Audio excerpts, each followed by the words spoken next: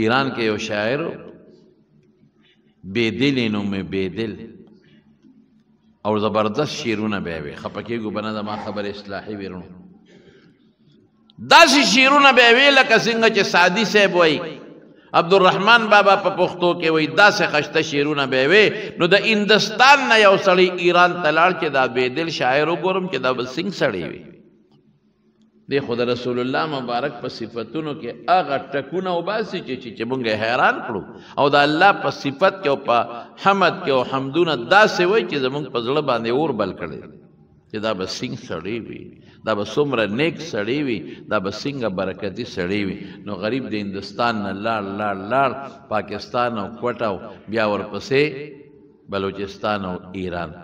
چې بیدل شاعر له ځان ورسو او دروازې والا وروته وی ته بیدلې وی او چې وی کتل د هغه ږیره برید هر څه خریلې اوهو ته څنګه د پیغمبر صفت کې ته څنګه د رسول الله مبارک نعتونه وی او څومره خشته آزاد تا خو خکې تا خو برید ږیره خریلې ده دا دې څه کړي د پیغمبر سنت دی سنت هم نه دي ږیره پرېښودل واجب دي خو د پیغمبر طریقه به ورته ووایو ته خو د پیغمبر په طریقه نه روان دا دې څه کړي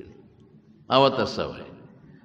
او ورته وایي ریش را بخراشم ولکن دل کسی را نه خراشم دل مسلمان را نه خراشم وی ږیره خو خریم خو د مسلمان زړه نه خریم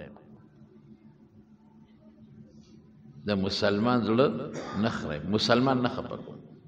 خوی مې ښه دی اخلاق مې ښه دی ریش را می خراشم ګیره خریم د مسلمان زړه نه خریم هغه هندوستاني مسلمان ورته سوی داسې ټکې ورکه چې زمونږ دپاره تر قیامته پورې یو قیمتي خبره ده او ورته وی غلط گفتی وی غلط دی وی دل رسول الله را می خراشي د پیغمبر زړه خره